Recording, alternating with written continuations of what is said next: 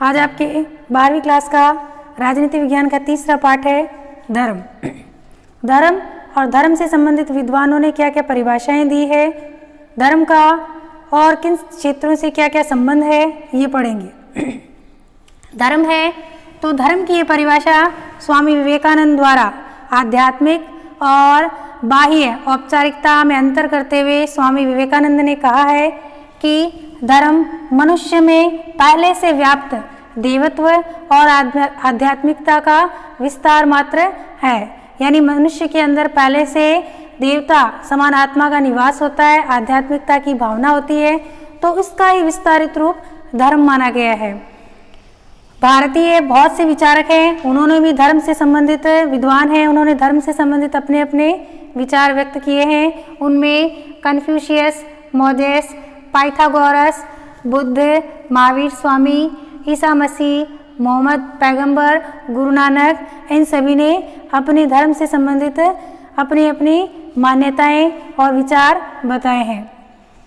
अर्थ, अगर हम धर्म का अर्थ जानना चाहें तो स्व को जानना, यानी पहले अपने आप, अपने अंदर देवत्व जो निहित है उसे जानना। जो व्यक्ति स्व को जान लेता है वो परमार्थ को भी जानने का प्रयास कर सकता है, लेकिन जो व्यक्ति स्व को नहीं जान पाता है और अगर वो परमार्थ या परमात्मा को जानने का प्रयास करता है तो उसका प्रयास जीवन भर एक चक्रव्यूह की तरह घूमता ही रहता है, उसे सफलता नहीं मिलती है। अंग्रेजी का जो शब्द है रिलीजियन, उसमें उसके अर्थ में अगर हम धर्म का अर्थ जानने का प्रयास करेंगे तो आस्था, विश्वास या अपनी मान्यता, उसे अंग्रेजी में रिलीजियन या धर्म नाम कहकर बताया गया है। अंग्रेजी का जो ये शब्द है वो रिलीजन, वो धर्म की संपूर्ण व्याख्या नहीं करता है। संपूर्ण व्याख्या के आधार पर अगर हम देखें तो देखिए कि धर्म कभी भी यह नहीं कहता कि किसी भी व्यक्ति को बाह्य आडंबर या तिलक चापा या दिखावा, ऐसा कुछ धर्म किसी व्यक्ति को नहीं बताता है। धर्म का मतलब क्या है कि व्यक्ति को अपना कर्म और कर्तव्य निष्ठापूर्वक करना चाहिए, और व्यक्ति अपना कर्म और कर्तव्य निष्ठापूर्वक कब कर सकता है, जब वह निंदा, दूसरों के दोषों को ढूंढना या दूसरों पर अपना शासन करने जैसी भावना या संकीर्णता से ऊपर उठने का प्रयास करता है, तभी वह धर्मानुसरण या धर्मानुसार आचरण कर सकता है। अब हम धर्म निरपेक्षता से संबंधित स्थापित करेंगे तो देखिए, भारत एक धर्मनिरपेक्ष राष्ट्र है। भारत में विविध धर्म है, सभी धर्मों को समान संरक्षण प्राप्त है। आप देखें कि कोई भी ऐसा धार्मिक संस्थान नहीं है, कोई भी ऐसा शिक्षण संस्थान नहीं है जिसमें किसी विशेष धर्म को लेकर शिक्षा दी जाती हो। धार्मिक रूप से भारत धर्मनिरपेक्ष राष्ट्र है, सभी धर्मों को समान आदर देता है। फिर हम पढ़ेंगे धर्म का नैतिकता के साथ संबंध। तो अच्छा आचरण, करुणा की भावना, शीलता की भावना, दया की भावना, परोपकार की भावना, भारतीय धर्म के अनुसार ये गुण ही धर्म के मुख्य नियम है।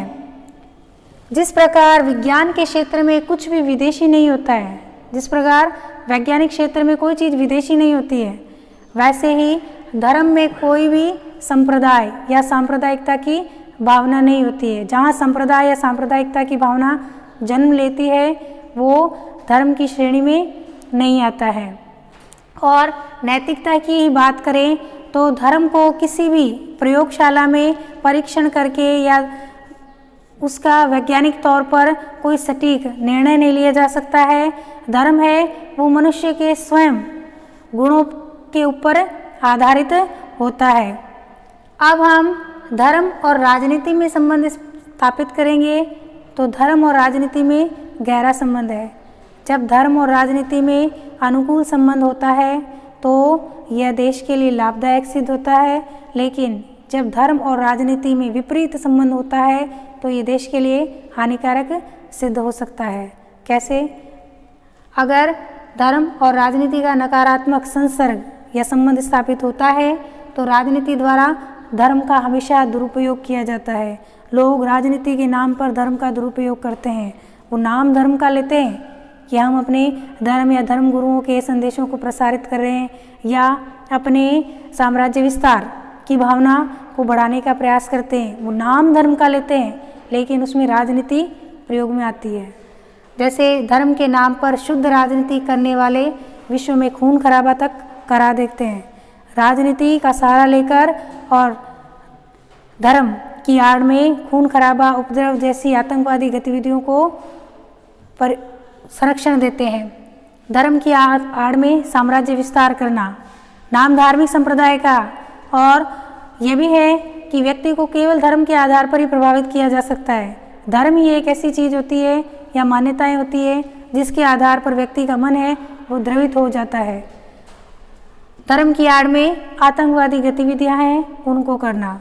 तो जब धर्म और राजनीति का विपरीत संबंध होता है तो देश के लिए हानिकारक सिद्ध हो सकता है। उसके विपरीत अगर अनुकूल संबंध है, धर्म और राजनीति में अनुकूल संबंध है, तो वो देश के लिए लाभकारी सिद्ध होगा। कैसे? स्वामी विवेकानंद के अनुसार जो व्यक्ति दूसरों के लिए जीते हैं वही असल में जीते हैं, बाकी तो व्यक्ति जीते समान मरे हुए होते हैं। स्वामी विवेकानंद का कथन है, जो दूसरों के लिए जीते हैं वे ही सच में जीते हैं, शेष तो जीते हुए भी मरे के समान होते हैं। तो धर्म को लेकर राजनीति नहीं करनी चाहिए। राजनीति में धर्म का सदुपयोग और अनुकूल संबंध स्थापित करते हुए देश में एक सहिष्णु समाज की स्थापना करनी चाहिए। फिर है धर्म और अहिंसा। अगर हम अहिंसा के साथ धर्म को जोड़ें तो आप देखें कि क्षमा की भावना, दया की भावना, करुणा की भावना, सत्य की भावना या कर्तव्य निष्ठा की भावना, ये सब अहिंसा पर ही आधारित तत्व है, हिंसा पर आधारित तत्व नहीं है। जब हिंसा को अगर धर्म से जोड़ा जाए तो देश विनाश की कगार पर चला जाता है, लेकिन अगर अहिंसात्मक भाव व्यक्ति के मन में है तो वो है देश प्रगति करता है। धर्म और राष्ट्रीयता का अगर संबंध स्थापित करें तो देखिए भारत में या अन्य किसी भी देश में, चाहे धर्म कोई भी हो, जिस देश का नागरिक है उसका सर्वोपरि धर्म होता है उसका राष्ट्र धर्म। राष्ट्र धर्म से ऊपर व्यक्ति का अपना कोई धर्म नहीं होता है।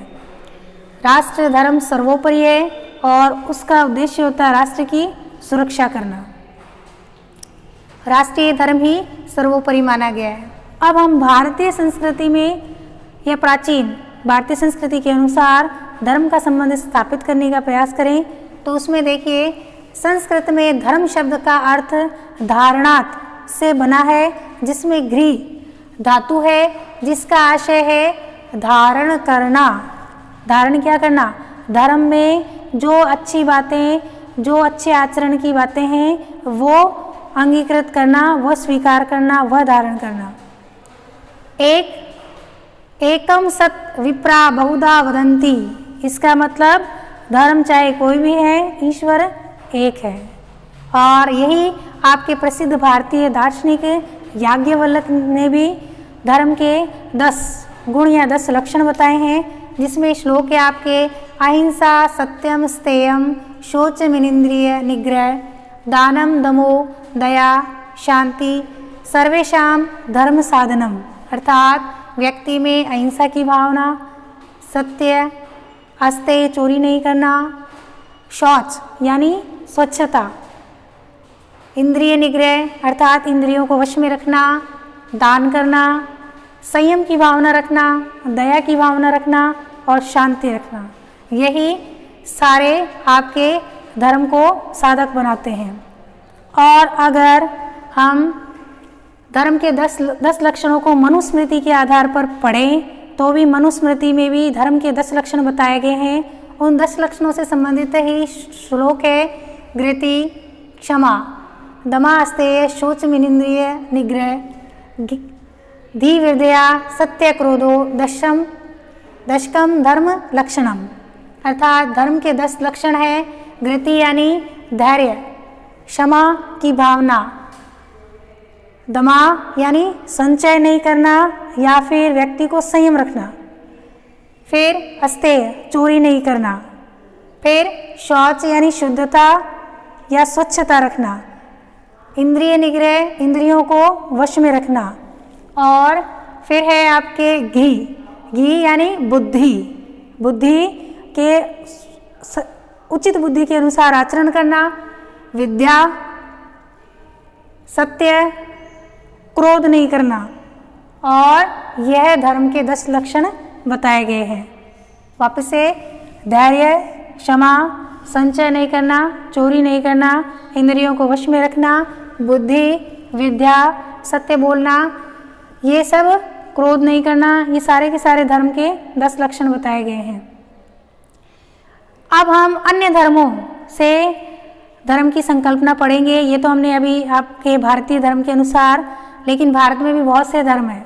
तो धर्म की ईसाई संकल्पना में जो भी विचारकों ने विचार व्यक्त किए हैं, जो भी विद्वानों ने अपने विचार दिए हैं, उनमें उन्होंने ईश्वर को एक ही यानी एकेश्वरवाद की भावना को बताया है। धर्म चाहे कोई भी है, सभी के लिए ईश्वर एक समान है। 2018 ईसा पूर्व ईसा मसीह ने इस धर्म की स्थापना की थी। यह धर्म विश्व की जनसंख्या की दृष्टि से माने तो सर्वाधिक अनुयायियों वाला धर्म है। और अगर हम इस्लाम में धर्म की संकल्पना को पढ़ें तो उसमें इसका प्रादुर्भाव 622 ईसा पूर्व मोहम्मद पैगंबर द्वारा किया गया था।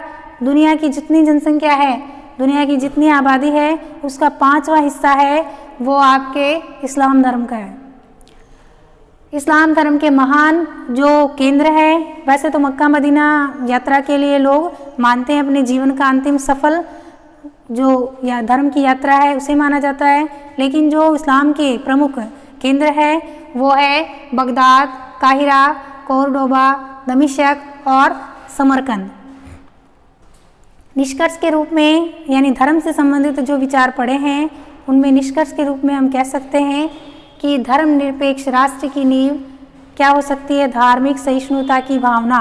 जब सभी व्यक्तियों में सभी धर्मों को लेकर एक जैसी भावना होती है और धर्म के आधार पर लोग राजनीति नहीं करें, धर्म के आधार पर लोग संप्रदाय के आधार पर झगड़ा नहीं करें, धार्मिक सद्भावना और अगर नैतिकता पर आधारित राष्ट्र की नींव है और हिंसा के लिए यहाँ कोई भी स्वीकार्यता नहीं है, तो वह देश धर्म के आधार पर किसी भी प्रकार के विवाद का शिकार नहीं हो सकता है।